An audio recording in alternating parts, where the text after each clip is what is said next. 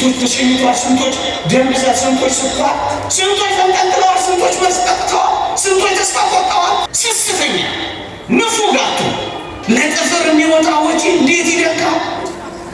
ለሚቀጠል ፀጉር የሚወጣ ወጪ ኢንቨስት የሚደረገው ፋብሪካ ይመስላል። ነገሮች ጋር ምን ነው ግፋ በቀን አንድ ጊዜ የሚበላ በ3 ቀን አንድ የሚበላ ባለበት በአንድ ሰዓት 3 ቀን በዚህ ዘመን ራሳቸውን ማኖር ያልቻሉ ብዙዎች ባሉበት ክርስቲያኖች እንዲያደርጉ ይገባል። አንዳንዶች አንገስጽም። በማቴማቲክስ ማካፈል መቀነስ ነው። በክርስቶስ ዘንድ ግን ማካፈል መደመር ነው። ሀብት የሚባለው በኪስ የሞላው በቦርሳ የታጨቀው በጎተራ የተከተተው በአካውንት የተቀመጠው ብቻ አይደለም። እውቀት ያላችሁ ብር የሌላችሁ የድሆችን ልጆች ያስቀምጡበት። ዙፋን ላይ ያስቀመጠንን ጌታ ድንጋይ ላይ ካስቀመጥነው እኮ ከርመናል። ማዞር ብሎ ያያቸዋል። ድግሶቻችን ለነሱ ቦታ የለንም፣ ቦታ የለም። ሶፍት የተቀላቀለበት የተጋጠ አጥንት እንኳን ሳይቀር ወርውረንላቸዋል። ለውሻችን የማናደርገውን እንኳ ለድሆች አንዳንዶቻችን፣ ሁላችንም አይደለንም፣ አንዳንዶቻችን ማድረግ ጀምረናል። ክርስቶስ እንደዚህ ይጣልለታል። ለእንስሳ የማይደረገውን ክብር ይነፈገዋል እንዴ? ከፈለጋችሁ ማየት ትችላላችሁ። በየሆቴሎች ትርፍራፊዎች እንኳን ማግኘት ድሆች አቅቷቸዋል። በእርግጠኝነት ልንገራችሁ፣ ትርፍራፊዎች እንኳን እየተሸጡ በጋራ እየገዙ ለመብላት አቅም አጥተዋል።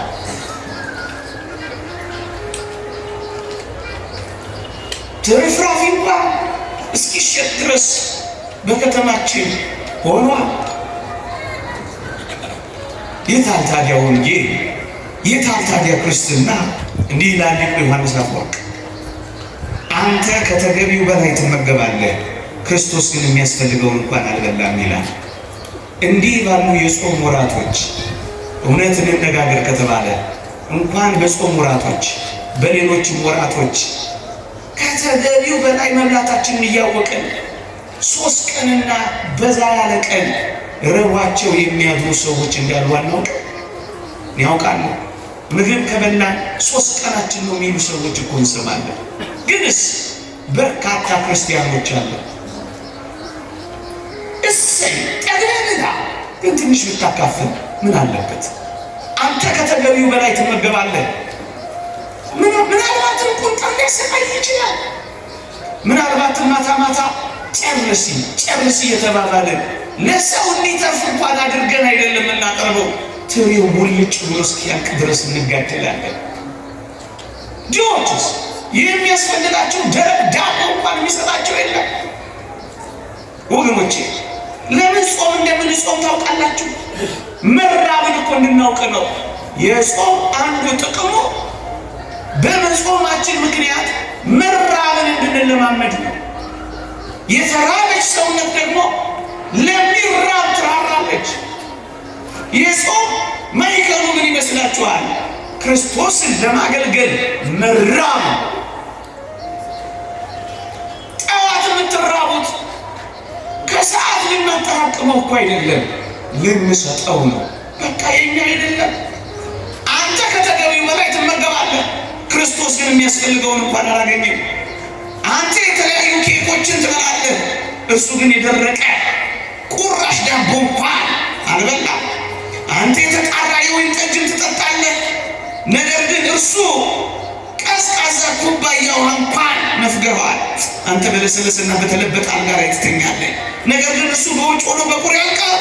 አንተ ለክርስቶስ የሆኑትን ገንዘቦች ሁሉ ጨርሰህ ወስደሃል። ምዕመናን እግዚአብሔር ያሳያችሁ፣ ልዑል ያመልክታችሁ። እቺን ከተማችንን ተመልከቷል። እዚህ ሜክሲኮ መሄድ ትችላላችሁ።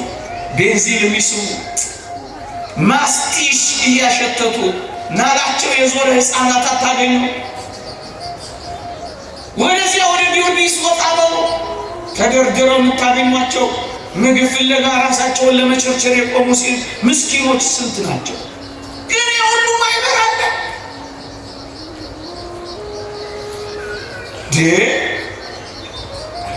ስንቶች ናቸው ማማቸው የዞረው? ስንቱ ለምንድን ነው ብላችሁ ጠይቋቸው። ብርድ ስለበረደን ነው ይሏችኋል። ለምንድን ነው ማስቲሽ የምትስቡት በሏቸው ስለጠየቋቸው። እኔ ሲርበን ያስረሳናል ይሏችኋል። እኛ በማጥገብ ባናስረሳቸው እነሱ በተለያዩ ነገሮች ለጥቂት ጊዜ ይረሱና ለመጨረሻ ጊዜ ያሸልባሉ። እዋቸው ይሉ። የታለች ወንጌል? የታለች ክርስትና? ወንጌል ምንድን ነው? ጉባኤ ተሰብስቦ መስማት ነው። አንዳንዴ ያሳፍራል። የጉባኤቶቻችን ድምቀት የሚሆኑ ዲኮሬሽኖቻችን እንኳን ያቸው የብዙ 100 ሺህ ብሮች እግዚአብሔርን ሲያዩዋዝ ልከኛና የተመጠነ ሕይወት አለ።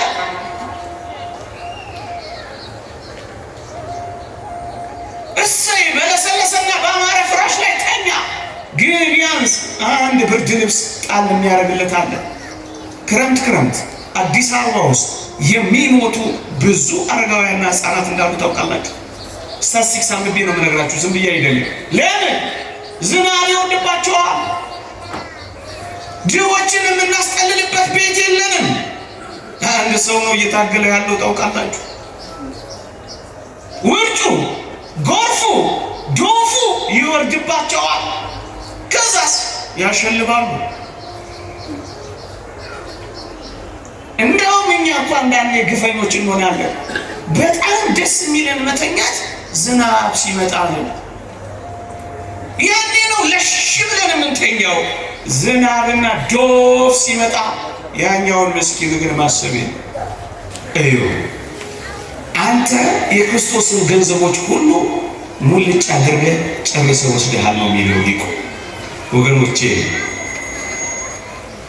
እዚህ አስታውሳለሁ ከጥቂት ዓመታት በፊት የአስኮ መስመር ሲሰራ የወሎ ሕፃናት አገኘውና ይፈነድቃሉ። ክረምት ነው። ምን ሆናችሁ ነው የምትፈነድቁት አልኳቸው። ወደዛ አካባቢ ስራ ነበረ። እንዴ ጋሽ ክረምት እኮ ነው እንዴት አንፈነድቃሉ? ምን ነው አልኳቸው። ይኸውልህ መንገዱ ሲሰራ ትልቅ ቱቦ መንገድ ላይ ይነጠፋል አሉ። እሺ አልኳቸው። ይኸውልህ ዶፉ ቢወርድ ጎርፉ ቢመጣ እኛ ይሄንን ትልቅ ቱቦ G+1 እንገነባበታለን አሉ። ማለት አልኳቸው ውስጥ ገብተን እናድራለን። ከዛስ ክረምቱን ይወጣልናል። አይደል ክርስቲያኖች? ክረምት ብርድ ልብስ የምታለብሱ ክርስቲያኖች አላችሁ። ክረምት የሚያፈስ ቤታቸውን የምትጠብቁላቸው ጎረቤቶች አላችሁ። ይህስ ክርስትና ቤት ውስጥ፣ ክርስትና ጎረቤት ጋር፣ ክርስትና መንገድ ላይ፣ ክርስትና አካባቢ ላይ ያለ እንዴ! ማንንም ለማሳቀቅ ፈልጌ አይደለም። ከእንግዲህ በኋላ የምናገረውንም ቃል በንጽጽር ለማስቀመጥ ያክል እኛ የመኪና ቤት አለን። እሱ ይኖረን ጥሩ ነው።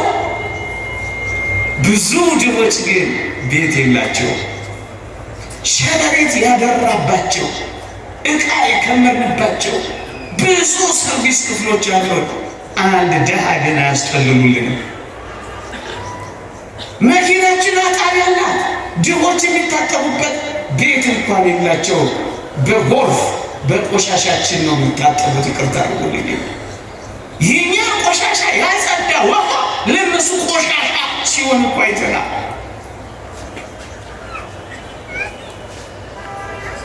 እሰይ ይኑረን። ግን ደግሞ ድሃውን እንዴት እንረሳለን? አስታውሳለሁ ኤፍኤም የሚባል ሬዲዮ ላይ ነው የሰማሁት። የዛሬ 9-10 ዓመት ሊሆን ይችላል። እዚህ እስጢፋኖስ አንዲት እህት ክፍለ ሀገር የምትኖር አንድ አጥማቂ የሚባል ነበርና እዛ 3 ሕፃናት አሏት። ታማሚ ናት። ልትጠመቅ ትመጣለች እና እዛ ሰነባብታ መጠመቅ ፈልጋ ትመጣለች። ስትመጣ ማረፊያ ታጣለች። 3 ሕፃናት ተሸክማለች። ታጠባለች፣ ግን ታማሚ ነች። አባ ገና ሚላት አጣች። የምታርፍበት መጠለያ የለም። መጠለያዎቻችን ተነፍሏታል። አንድ እንኳን የሚያስጠጋት አልነበረም። ከፍለው እንኳን የሚያሳድራት ሰው ታጣለች። ለምና ቢቸግራት እዛው አንዱ ጥግጋት ሆነና መጠመቅ ትጀምራለች። ከጥቂት ቀናት በኋላ አንድ ልጇን እዛ እስጢፋኖስ ጀርባ ወንዝ አለ ጅብ በላባት። ግን እኮ ብዙ ክርስቲያኖች አሉ አቤት ሚያስቀድሱ ሚጸልዩ ክርስትና ልጅ እንዲያው ላሳቅቃችሁ ላስጨንቃችሁ ፈልጌ አይደለም። የምር ግን ማሰብ አለብን። በዚህ ዘመን እንዴ የሚያከራዩ ተከራዮች በሆኑበት ዘመን፣ ጻዕዳ የለበሱ ሰዎች ከል በለበሱበት ዘመን፣ ኑሮ በጣም እየከበደ ሶስቴ የሚበሉ አንዴ መብላት ባቃታቸው በዚህ ዘመን፣ ዓለም በሙሉ ተባርቦ ድሆችን ለመፍጠር በሚታገልበት በዚህ ዘመን ቢያንስ ክርስቲያኖች እያንኳኳን መመካከር የለብን? በልተሃል ወይ? በልተሻል ወይ? እዛ ህንድ ማላንካራ የምትባል ቤተክርስቲያን አለች፣ የኦርቶዶክስ ቤተክርስቲያን። የመጀመሪያው ጥያቄያቸው ቁርስ በልተሃል? ምሳ በልተሃል? እየሰማችሁኝ ነው? ደህና ውለሃል አይደለም እኮ የሚሉት በልተሃል ወይ? በጣም ብዙ መከራ ስላሳለፉ የትኛውንም ሰው ሲያገኙ በልተሃል? ምን ነው እንደዚህ ብንባባል በዚህ ዘመን?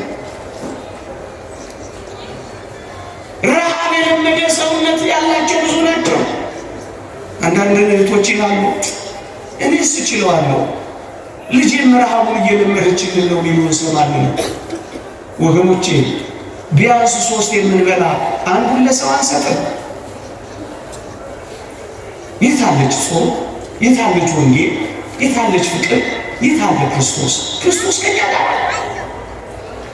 ከጾም ጋር ይሄ ካልተደረገ የታለች ጾማችን?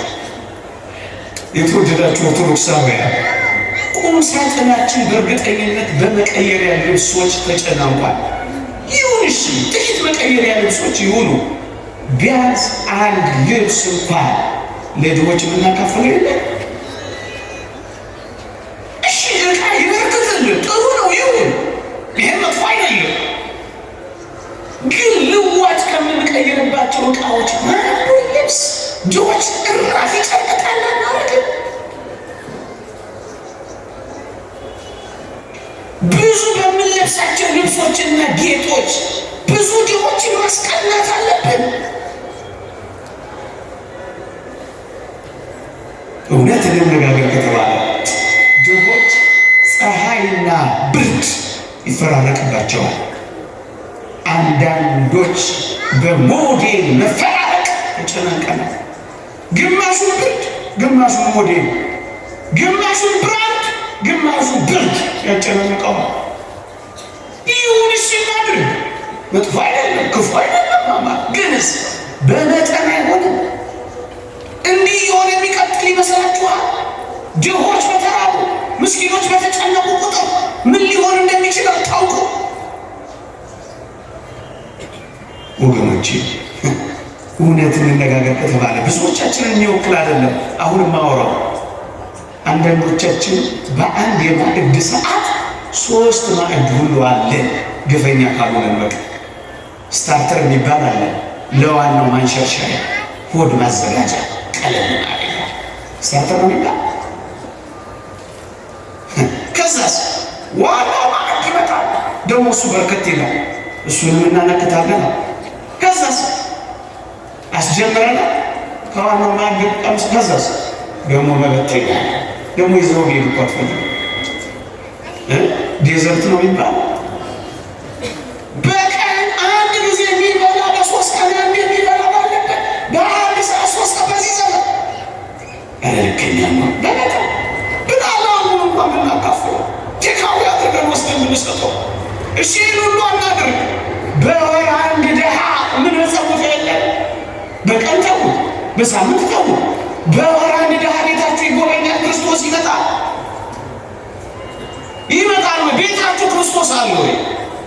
የታለች ወንጌል? የታለች ሕይወት? ወገኖቼ የታለች? እውነትን እንነጋገር ከተባለ እንዲህ ይላል አንድ ሊቅ፣ ክርስቶስ በረሃብ ምክንያት ለሞት ከተቃረበ በጌጣጌጥ ያሸበረቀው ማንነት ላንተ ምንድን ነው ይላል። አዎ ፍቅር ማለት እኮ ይሄ ነው፣ መስጠት። በቃ ክርስቶስ በረሃብ ምክንያት ለሞት ከተቃረበ ያንቺ ወርቅ ምንድን ነው እህቴ?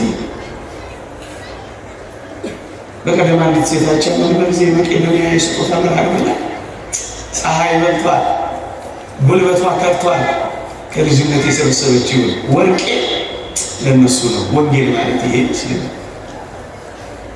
ድሆችን በወርቅ ማስቀናት ይገባል። እንዲህ ይላል እግዚአብሔር ቃል አንደኛ ጢሞቴዎስ ምዕራፍ 2 ቁጥር 8 እግዚአብሔርን እንፈራለን ለሚሉት ሴቶች እንደሚገባ መልካም በማድረግ እንጂ በሹሩባና በወርቅ ወይም በዕንቁ ወይም ዋጋው እጅግ በከበረ ልብስ አይሸለሙ ይላል መጽሐፍ ቅዱስ። ልድገመው ጮክ ብዬ ላንብቦ። እግዚአብሔርን እንፈራለን ለሚሉት ሴቶች እንደሚገባ መልካም በማድረግ እንጂ በሹሩባና በወርቅ ወይም በዕንቁ ወይም ዋጋው እጅግ በከበረ ልብስ አይሸለሙ። ይህ የክርስቲያኖች ጌጥ ምንድን ነው? መልካም ማድረግ፣ እንግዳ መቀበል፣ ድሆችን ማብላት፣ ማጠጣት፣ ማጥገብ። እናንተ እህቶቼ በጣም ውብ መሆን ትፈልጋላችሁ? ድሆችን የሚያበላ ማህበር መስሉ። የጥንቷ ቤተክርስቲያን ምን ታደርግ እንደነበር ታውቃላችሁ? በሳምንት ማለዳ ማለዳ እሁድ ማለት ነው በሰንበት ቅዳሴ ያስቀድሱና ለድሆች ገንዘብ ስብሰባ ይደረግ ነበር። ልድገመው፣ የገንዘብ መዋጮ ነበረ። ለማን የሚከፋፈል? ለድሆች። ቅዱስ ጳውሎስ የቆሮንቶስን ቤተክርስቲያን የገሰጸው ለምን ይመስላችኋል? ይህን መልእክት ጽፍላችሁ የማመሰግናችሁ አይደለም ያለው ለምን ይመስላችኋል? ድሆችን ስለረሳችሁ ነው የሚላቸው። ድሆችን የረሳ ወንጌል ምንድን ነው? ድሆችን የረሳ ሕይወት ምንድን ነው? ይልቁኑ ማጌጥ ማሸብረቅ ከፈለጋችሁ መልካም አድርጉ። በተለይ የሚባለው ዘመን ይቅርታ አድርጉልኝ፣ በሚመጡት ዘመናት ምግብ የሚመገቡ ማዕከላት የሉንም። ኦርቶዶክሳውያን ልብ ካላችሁ የምግብ መመገቢያ ማዕከላት ክፈቷ።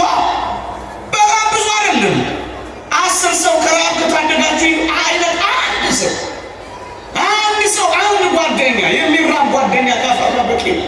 መልካም በማድረግ እንጂ በዕንቁ በወርቅ ብታጌጥ ጥቅም ምንድን ነው የሚለው? ክርስቶስን ታስቀናዋለህ በስም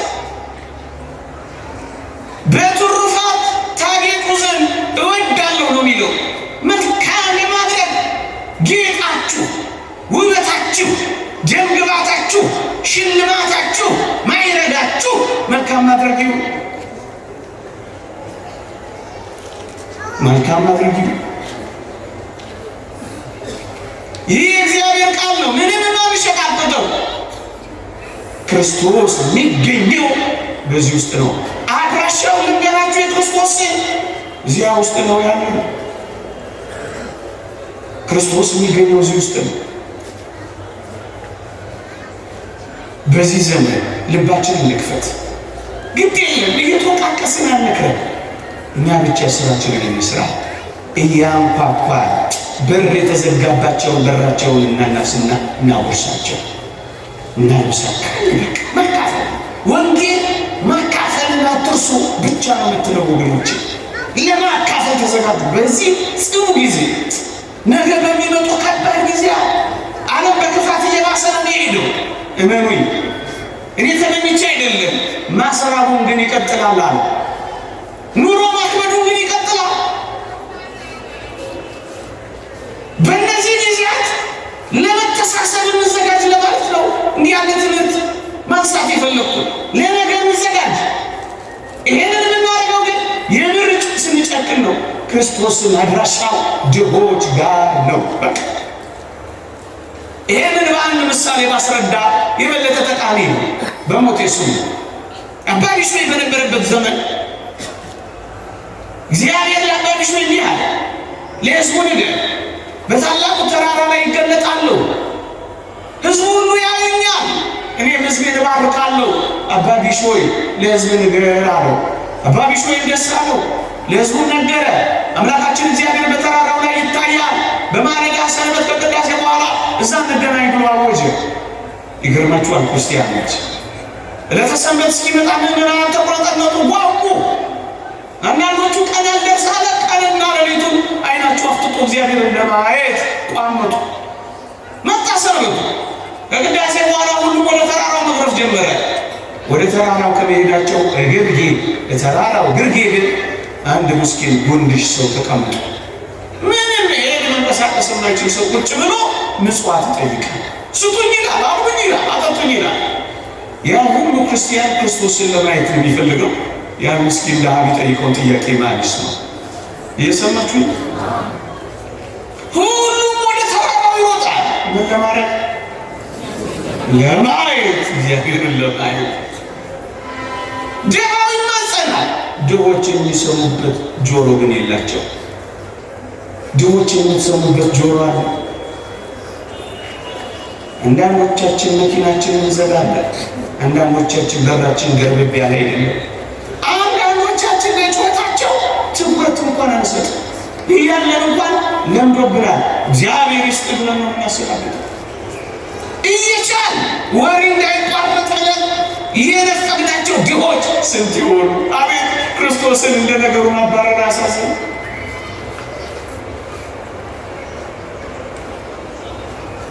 ሁሉም ወደ ተራራው እየተንደረደረ ወጣላችሁ። እውነተኛ ታሪክ ነው የምነግራችሁ።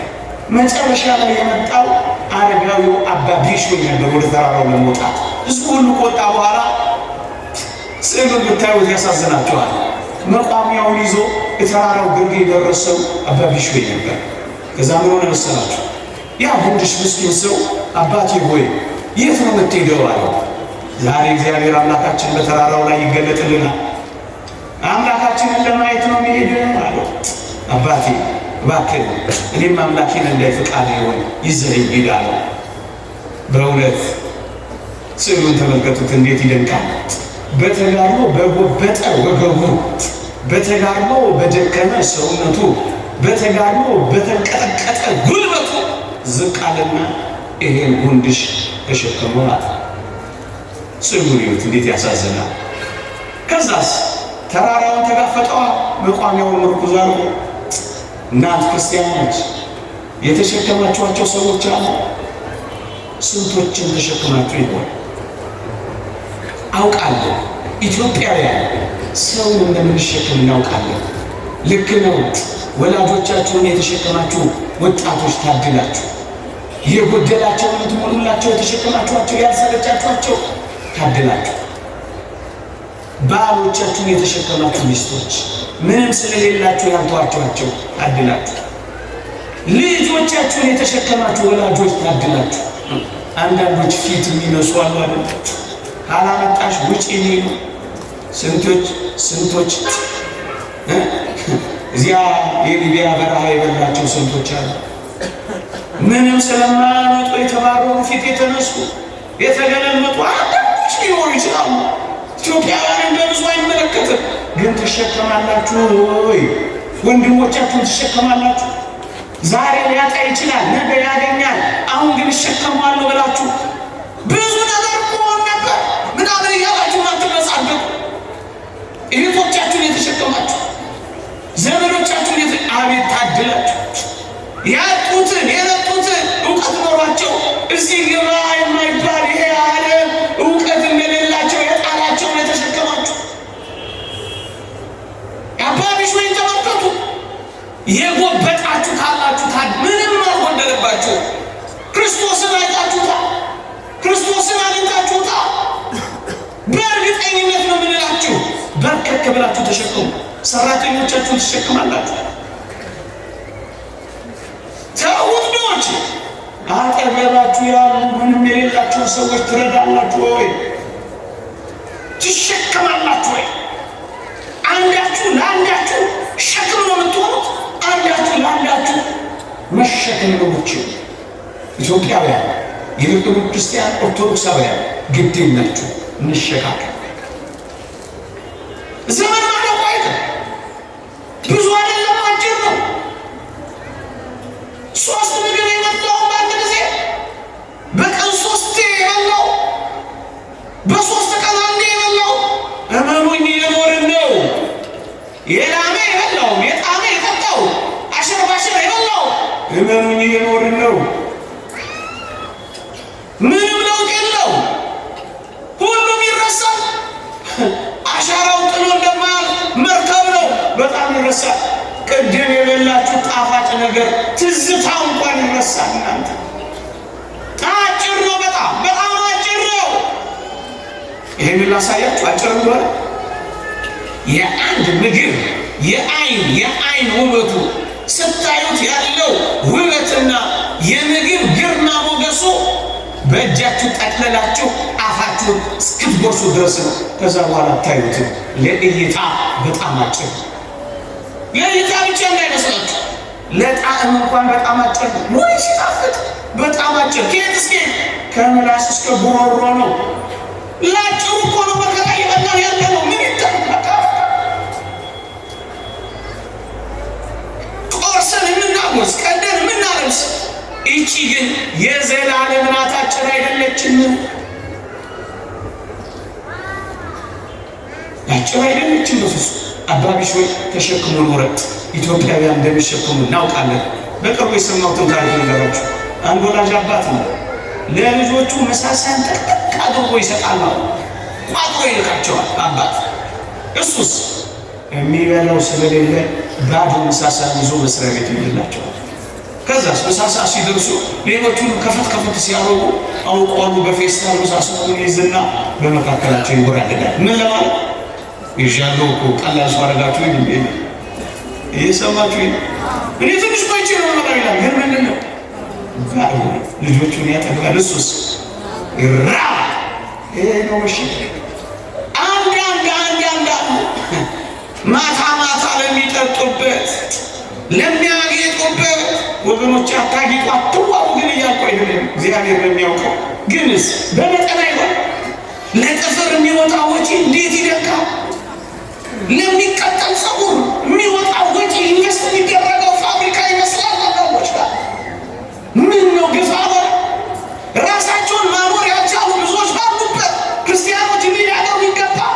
አንዳንዶች አንገስስም። እንዲህ አይነት ደግሞ ላጆች አሉ። እጃቸውን ሻካራ አድርገው እየተንቀጠቀጡ እየሰሩ ልጆቻቸውን የሚያጠኑ ታድለው። እነሱ በበረሃ በብዙ ተቃጥለው ወላጆች ልጆቻቸውን ሰማይ ያደረሱ ደግሞ የሚመሰገኑ አሉ። አቤት ታድለው! አቤት ታድለው! መሸከም ማለት ይሄ ነው። ንስሐ አባቶች ልጆችን መሸከም፣ የልጆቻቸውን ረሃብ የሚያውቁ ንስሐ አባቶች የልጆቻቸውን ረሃብ መሸከም አለባቸው። የአንደኛው ልጃቸውን ጥጋብ ያውቃሉ፣ የአንደኛው ልጃቸውን ረሃብ ያውቃሉ። እንዳይጠግብ በልኩ እንዳይራብ ደግሞ በመጠኑ አከፋፋይ ሊሆኑ የሚገባቸው ንስሐ አባቶች እዚህ ላይ ሊሰሩ ይገባል። በበረታቸው ዳቦ ይዘው የሚዞሩ ካህናት እንዳሉ እንሰማለን። ለተራቡ ልጆቻቸው የሚያበሉ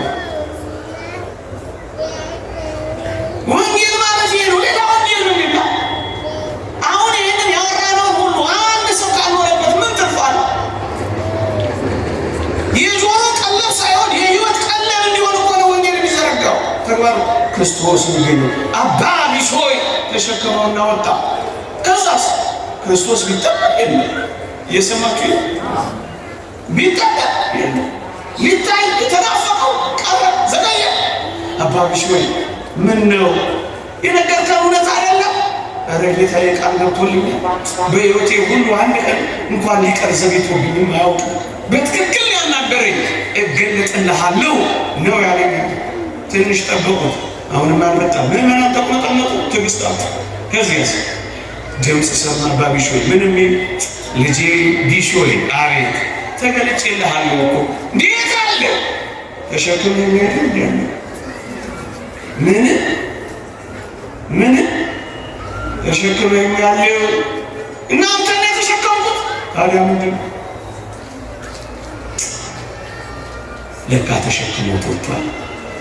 እየሰማችሁ የክርስቶስ አድራሻ ወንድሾች፣ የክርስቶስ አድራሻ የተራቡ፣ የክርስቶስ አድራሻ የተጠሙ፣ የክርስቶስ አድራሻ ደም የሌላቸው መጠለያ ያጡ እናንተ ኦርቶዶክሳውያን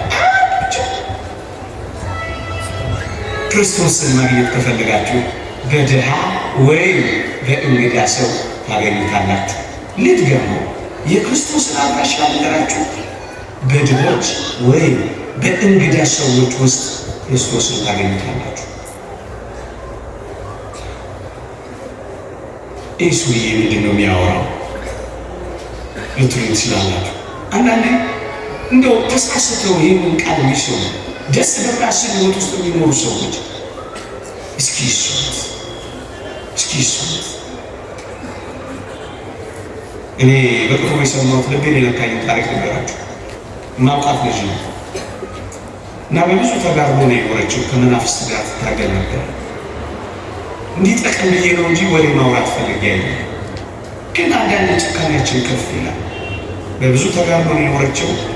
የጻድቁ አባታችን ያው ተክለ ሃይማኖት በዓል ለማክበር ደብረ ሊባኖስ ሄዳለች። ከብዙ ተጋድሎና መከራ የተነሳ የስኳር በሽተኛ ሆናለች። ኢንሱሊኑን ይዟ ነው በቦርሳዋ የሄደችው። ብቻዋን ታግላ ስለምትኖር አባ ከናንላት ስለሌለ ትርፍ ብር ናት። በዓል እያከበረች እያለ ቦርሳዋን ትሰርቃለች። እንግዲህ የሚሰርቀው ትርፍ ያለው ሰው ነው። እሷ የመጨረሻ ትርፏ ኢንሱሊኗ ብቻ ነው።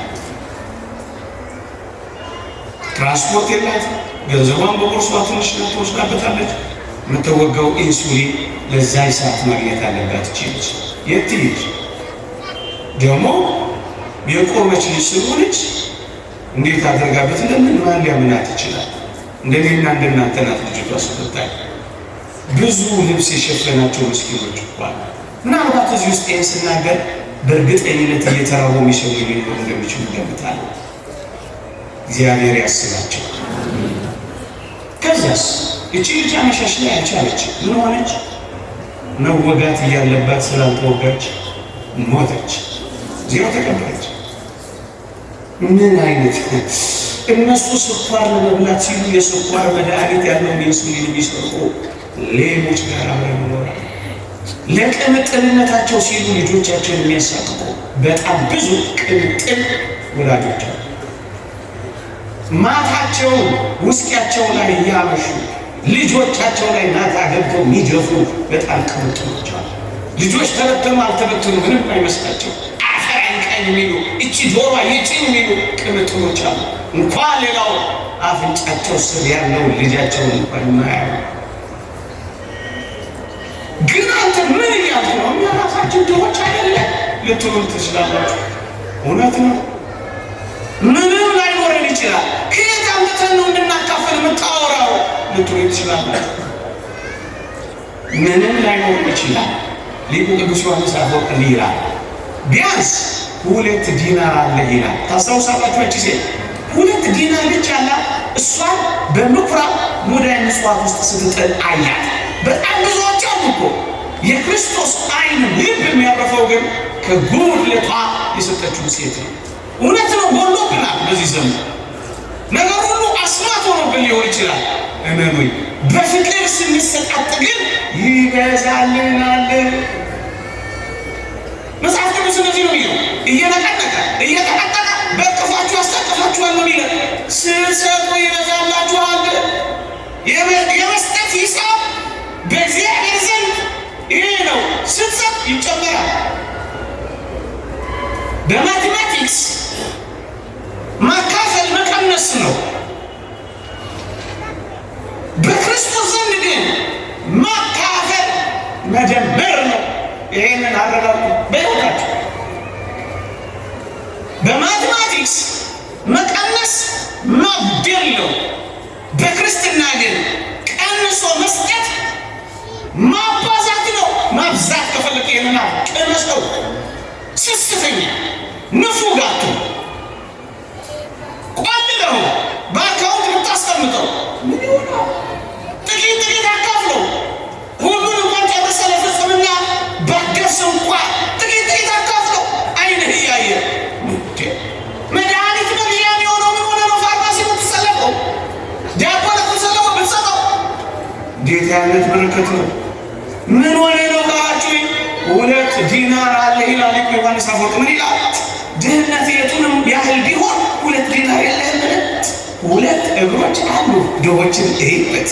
ሁለት ዓይኖች አሉ፣ ድሆችን እይበት። ሁለት እግሮች አሉ፣ ሕሙማንን ጠይቅበት። ቢያንስ አለ የተገፉትን አስጠጋበት። ቢያንስ እግር አለ ጠይቅበት። ክርስቶስ ጠይቀው ታሞርቷል። በየጎረቤቶቻችን በር የተዘጋባቸው ተባያቸውን አራግፈው መቁረብ የሚፈልጉ ስንቶች አሉ። ማይበራት አላችሁ እናቶች ተደራጅታችሁ ሰፈራችሁ ውስጥ ይህንን ጽድቅ አትሰሩም። ጽድቅ አፍንጫችን ስራ አይደለም። እይበት፣ ጠይቅበት፣ አስጠልልበት። ቢያንስ 2 ዲናር አለ። ምንም ነገር ባይኖርህ 2 ዲናር አለ። የተወደዳችሁ ኦርቶዶክሳውያን ሀብት የሚባለው በኪስ የሞላው በቦርሳ የታጨቀው በጎተራ የተከተተው በአካውንት የተቀመጠው ብቻ አይደለም። ይሄ አይደለም እና ሀብት ምንድን ነው ካላችሁ በጉልበት በበዛችሁ አገልግሏቸው። ምንም የለም ተላላካቸው፣ ጉዳይ አስፈጽምላቸው፣ ቤት አስጅላቸው፣ ልብስ ጠቢላቸው። ጽድቅ ይሄ ነው። ቅድስና ይሄ ነው። ተጋድሎ ይሄ ነው። ምናኔም ይሆን ይሻል ይሄ ነው። ወገኖች ቤት ሞልቷቸው ሰው የራባቸው ስንት ናቸው? ይናጣው ሰው ይናፈቃቸዋል። መብል ሞልቷቸው ፍቅር የራባቸው አሉ። ፍቅር ስጧቸው፣ አዳምጧቸው። እፍኝ ጥሬ ሞልቷቸው አስታዋሽ ልብ የተነፈቃቸው ስንት ናቸው? ጆሮ እንዳለብ ስጧቸው። ምጽዋት እኮ ይሄን ነው። ስንቶች የሚያዳምጣቸው የሚተነፍሱበት አጥተው፣ ስንቶች ተሸኝተዋል፣ ስንቶች ደም ብዛት፣ ስንቶች ስኳር፣ ስንቶች ተንጠልጥለዋል፣ ስንቶች መልስ ጠጥተዋል፣ ስንቶች ተስፋ ቆርጠዋል። ይታከማሉ ስትሰሟቸው። ገንዘብ ኖሯቸው ጆሮ ለተነፈጋቸው ጆሮ ሆኗቸው፣ ሐዘን ሰሯቸው የልጅ ሐዘን፣ የማጣት ሐዘን ሰሯቸው። ጥቂት ማስታወስ ከሰጠናቸው እውቀት ያላችሁ ብር የሌላችሁ የድሆች ልጆች ያስጠኑበት፣ ትወስኑበት። በሳምንት 1 ሰዓት አስጠናበት። ምጽዋት ነው፣ ስጣቸው። እስኪ ዮሐንስ አፈወርቅ የሚጠይቀው ነው፣ ተአምራት ማድረግ ይበልጣል ወይስ ምጽዋት መስጠት ይበልጣል ብዬ የምጠይቃቸው እርግጠኛ ነኝ ብዙዎቻችን የምንናፍቀው ተአምራት ማድረግን ወይም የእግዚአብሔርን ቃል መስበክን ነው። እጅግ የሚበልጠው የእግዚአብሔር ጸጋ ግን ምን እንደሆነ ታውቃላችሁ? ስጦታ መስጠትን፣ ምጽዋት መስጠትን። ትልቁን ጸጋ ነው ዛሬ የምናወራው። ትልቁን ወንጌል ለምን መሰላችሁ? ሲያስተምር ተአምራት ስታደርግ አንተ ከእግዚአብሔር ትበደራለህ ይላል። ምጽዋት ስትመጸው ስጦታ ስትሰጥ ግን አንተ ለእግዚአብሔር አበዳሪ ነህ ይላል። ታዲያ ማን ይበልጣል? አበዳሪ ተበዳሪ? በቃ ከጸጋ ወደ ጸጋ ከኃይል ወደ ኃይል ያሸጋግራችኋል። ምክንያቱም እንዲህ ስለሆነ አለ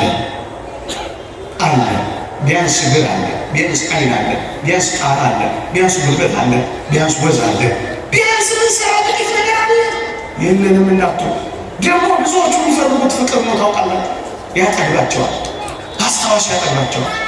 ከሁሉ በላይ የሚሰራቸው የሚበሉት የሚጠጡት ማጣታቸው አይደለም፣ ፊት ማዞራችን፣ መስኮት መዝጋታችን፣ ሽታቸውን መጥላታችን፣ አባከና ለማለታችን እሱ ይሰራቸዋል። ክርስቶስን እንደዚህ አናደርገው። ሀብት ካለስ አሁን ምንም ነገር የለንም ለምንል የነገርኳቸው የሆነ ነገር ካለስ የሆነ ነገር እግዚአብሔር በሀብት ላይ ከሾመስ እግዚአብሔር ጥቂት ነገር ከሰጠሽስ እንዲህ በሉ ይላሉ ሊቃውንት። በሀብት ላይ እግዚአብሔር የሾመኝ እኔ እንዳከፋፈልለት ነው። አከፋፋዮችን እደግመዋለሁ። የክርስቶስን ገንዘቦች ሁሉ ለእኔና ለእናንተ ጭርስ አድርገን እንድንወስድ አይደለም፣ እንድናከፋፍል ነው እግዚአብሔር ሰጥ። ይሄው እኔ አሁን ትንሽ ያለችኝ እየመጸወትኩ አይደለም፣ ደግሞ እናንተ ትመጸውታላችሁ። እግዚአብሔር ሁሌ ይሰጣል የለ ካለ ሁሌ ትሰጣለህ።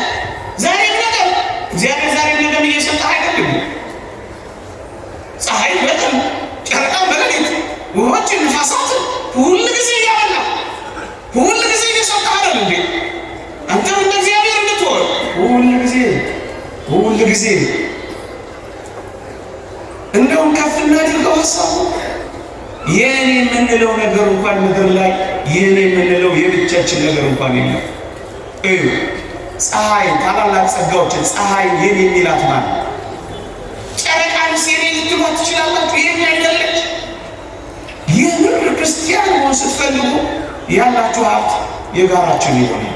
የሁላችን ያንተ ጊዜ የኔ ይሆናል። ረሃቤን ታስታግስልኛለህ፣ ጥሜን ታረካልኛለህ፣ መንገላታቴን ታስቆምልኛለህ፣ እራፊ ጨርቅ ትጥልልኛለህ። ብዙ አይደለም የጋራችን ይሆናል። ታላላቅ ጸጋዎችን የኛ ምንል ከሆነ ታናናሾቹ የኛ ማድረግ ላይ ነው የሚሰሩ ወገኖቼ። እንዲህ ይላል ማር ይስሐቅ እንደው ግሩም ቃል ይናገራል። በዝናብ ያበቀለው በፀሐይ ያበሰለው የእግዚአብሔር ገንዘብ ነው ብለህ በትህትና መስሎተው ይላል። የኔ አይደለም የማን ነው? እንዳልተቀበለ ሰው የምትመካው አንተ ማን ነው ይላል ክቡር የሚሆን ሐዋርያ ጳውሎስ። ብዙዎቻችን ኩሮችና ተመኪዎች ሆነ የሆነ ነገር ስለሰጠን እግዚአብሔር ባለቤቱ ነው ረሳ። የእግዚአብሔር ቃል እንዲህ ይላል፣ በልብስ ጌጥ አትታበይ፣ በከበርክበት ወራት ራስን አታኩራ ይላል። ትዕቢተኞች ሆን ስናገኝ ኩሮች ሆን ተመጻዳቂዎች ሆን ሌላ አድርገን ራሳችንን ፈጠር። መድኃኒት የሚገዛላቸው ያጡ ስንት ናቸው? መታከም የቻሉ ያልታከሙና የሞቱ ስንት ናቸው? ስንቱን ማውራት ይችላል። የሚፈታ ችግር የተወሳሰረባቸው ስንት ናቸው? ገንዘብ ብዙ እንዲሰራ ነበር የተሰጠው፣ ግን ለራሳቸው ብቻ አጠራቀሙ። ሶስተኛ የመጨረሻው ምክሬ ነው ለዚች ምሽት፣ ሀብትህን በጣም ትፈልገዋለህ፣ ንብረትህን በጣም ትወደዋለህ፣ ገንዘብን በጣም ትወዳለህ። እንግዲያውስ ያለ ምክር ልምከር ይላል አንድ ሊቅ። እኔ ገንዘብን በጣም የምትወዱ እጃችሁን አውጡ ብላችሁ ደስ ይለኝ ነበር።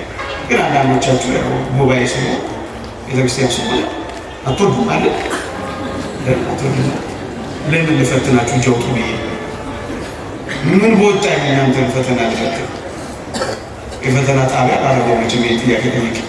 ግን ምክሩን ብቻ እናስተላልፍ። ሊቃውንቱ ምን ይላሉ? ገንዘብህን በጣም ከወደድከው ሀብትህን በጣም ከፈለግከው ይላሉ በድሆች ሆድ ውስጥ አድርግና ወደ ሰማይ ላከው። የሰማችሁ ወዴት ላከው? በጣም የምትወዱት ከሆነ የድሆችን ከርስ መባ አድርጎ የሚቀበላት ስጦታ መባ ምጽዋት ናትና በድሆች ሆድ ውስጥ ወደ እግዚአብሔር ወደ ሰማይ ላከው። በጣም ትወዱታላችሁ ወጣችሁ፣ በጣም ትወዱታላችሁ ገንዘባችሁ፣ በጣም ያስፈልጋችሁ አለበታችሁ፣ ወደ ሰማይ ላከው። እየሰማችሁ ወዴት ላከው? ፈቃደኞች ናቸው? ወደ ሰማይ። በዚህ በምድር ላይ ብታስቀምጡት ብልና ዝገት ይበላዋል። እውነት አሰት። በዚያ ግን ብልና ዝገት አይበላውም። እውነት አሰት። በዚህ ብታስቀምጡት ሌቦችን ይስባል። አጥሩን ጥሰው ግድግዳ ንሰው ግንብ አፍርሰው ጉድጓድ ቆፍረው ይሰርቁታል። እውነት አሰት። በዚያ ግን የሚደረመስ ግንብ የለም። በዚያ ግን የሚቆፈር ጉድጓድ የለም። በዚያ ግን የሚዘለል አጥር የለም። የሚበልጠው ቦታ ምን በሉት? ላኩ። በጣም ትወዱታላችሁ። እዛ ይጠብቃችኋል። ላኩ። የምር እንነጋገር ላይመስላችሁ ይችላል። ተረት የሚመስላችሁም ሊኖር ይችላል። ግን የተረጋገጠ እውነት ነው የምንነግራችሁ። የምንጨምረው ቲዎሪ የምናገኘው ፍልስፍና የለንም። ባንክ ከማስቀመጥ በላይ ድሆች እርቃን ላይ አስቀምጡት። አክሲዮን ከመግዛት በላይ ድሆች ሆድ ውስጥ አድርጋችሁ ላኩት። የት ይጠብቃችኋል? የት? በሰማይ። እስኪ ልጠይቃችሁ፣ መጽሐፍ ቅዱስ ላይ አልዓዛርና ነነዌ የሚባሉ ባለጸጎች በዚህ በሉቃስ ወንጌል ምዕራፍ 16 ላይ እንዳሉ ታውቃላችሁ አይደል? ተምራችኋል አይደል? እስኪ ልጠይቃችሁ፣ በሞት ልጠይቃችሁ። መጽሐፍ ቅዱስ እንዲህ ይላል ባጭሩ፣ አልዓዛር ሞተ፣ መላእክትም በአብርሃም እቅፍ ወሰዱት ይላል። ወዴት? ወደ ሰማይ። እሺ አልዓዛር ሞተ፣ ከዛስ መላእክትም ወደ አብርሃም እቅፍ ምን አሉት? ስለ ባለጸጋው ሲናገር ምን ይላል መሰላችሁ? አካፍሎ አያውቅም። አልዓዛር አፍንጫው ስር ተመልክቶ አይቶት አያውቅም። ከዛ ምን ሆነ መሰላችሁ? ስለ ባለጸጋው ሲናገር ባለጸግነት በራሱ የሚነቀፍ ነገር አይደለም። አደራ ስወጣ ጥቂት ባለጸጎች መጣችሁ አንገቴን እንዳታምጡ። ባለጸግነትን አይደለም የምንነቅፈው፣ ንፉግ ባለጸግነትን ነው የምንነቅፈው። እየሰማችሁ ነው? ቃለ ማካፈልን ነው የምንወቅሰው።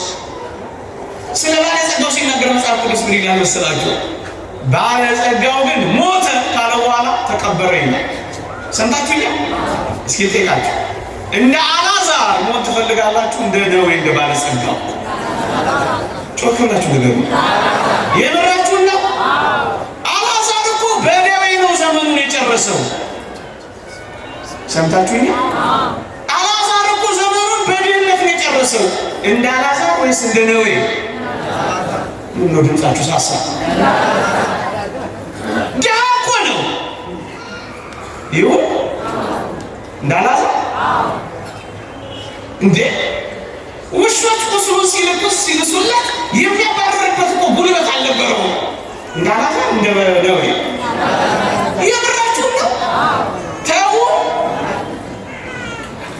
ኧረ ደህና ናቸው። አልዓዛር እኮ የሚጠጋበት ቤት የሚበላበት ምግብ የለውም እኮ። እንደ አልዓዛር እንደ ደዌ? የምራችሁ ነው? እኔ እየተደነኩ ነው በዚህ ምሽት። ለምንድን ነው ግን እንደዚህ የመረጣችሁት? ለምን? ከድህነት ጋር ደዌ፣ ከደዌነት ጋር መተው፣ ከመተው ጋር ቁስል። አስተማሪዎቹና ተንከባካቢዎቹ እኮ ውሾች ናቸው። የአልዓዛር እንደ አልዓዛር ወይስ እንደ ደዌ? ይምራችሁ ነው? ለምን? ምን አንዲት ቃል ያሸነፈቻችሁ በእርግጠኝነት ምን የምትል? አልዓዛር ሞተ፣ መላእክትም በአብርሃም እቅፍ። ፍጻሜውን አይታችኋል? ፍጻሜ ጅማሬ። እንግዲያው ሰርታችሁን ወደ ሰማይ ላኳል። በአመፃ ገንዘብ ለራሳችሁ ወዳጆችን አብጁ፣ በሰማይ ይቀበሏችኋል። የሰማችሁ እቅፋቸው ውስጥ ትገባላችሁ። መልአከ ብርሃን ሰላም የመጨረሻ ንግግር። መልአከ ብርሃን ሰላም የሚባሉ ኢትዮጵያ ውስጥ ይኖሩ ነበር አሉ በጥንቱ ዘመን። እና ምን ያደርጋሉ መሰላችሁ? ዋና ስራቸው መመስወት መስጠት ነው። ስጦታ ነው ዋና ስራቸው። እየሰማችሁ? ከዛ ያዩዋቸው ሰዎች ምን አሏቸው መሰላችሁ? አንተ መልአከ ብርሃን አቤት፣ እንደዚህ ሀብትህን የምትበትነው ገንዘብህን እንዴት ብትጠላው ነው? አትወደው አሏቸው።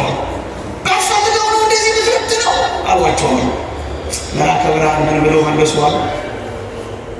እኔ ልጆቼን ኋላ ወደ ምን ሄድበት ሀብቴንና ንብረቴን አስቀድሜ ብልከው ወደድኩት ወይስ ጠላሁት አሏቸዋል። ወደድኩት ወይስ ጠላሁት? ወደድኩት ወይስ ጠላሁት? ኋላ ወደ ምን ሄድበት አስቀድሞ መላክ ጥሩ ነው ጥሩ አይደለም? ሀብታችሁን ከፈለጋችሁ ንብረታችሁን ከፈለጋችሁ አስቀድማችሁ በድሆች እርቃን ላይ በድሆች ሆድ ውስጥ አስቀድማችሁ ወዴት ላኩት? ወዴት ላኩት? ይልቁን በዚህ ዘመን አደራ ብዙ እየተወቃቀስ ብዙ እየተወጋገዝ እየኖርን ሊሆን ይችላል። እውነት ነው፣ ሁሉ ነገር ከብዷል። አንድ ነገር በማድረግ ግን አንዳችን ለአንዳችን ማቅለል ይገባል። እንተሳሰብ። ይቆየን። የእግዚአብሔር ቸርነት የእመቤታችን አማላጅነት ቅዱሳን በረከት ረድኤት አይለየን። እንድንኖረው እግዚአብሔር ይርዳል። አሜን።